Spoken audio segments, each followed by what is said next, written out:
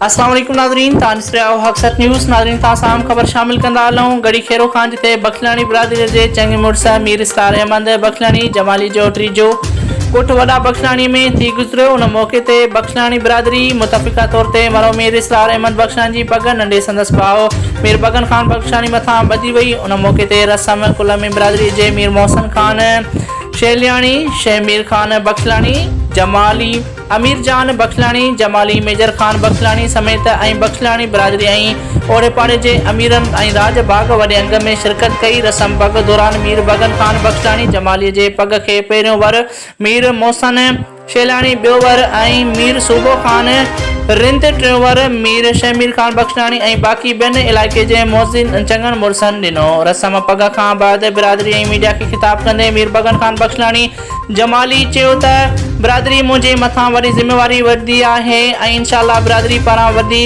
ज़िम्मेवारी के बेहतर नमूने अदा कंदासीं। रिपोर्ट कर रहियो आहे गड़ी खेरो खां अरशद खान खंड, हक़सत न्यूज़ गड़ी खेरो।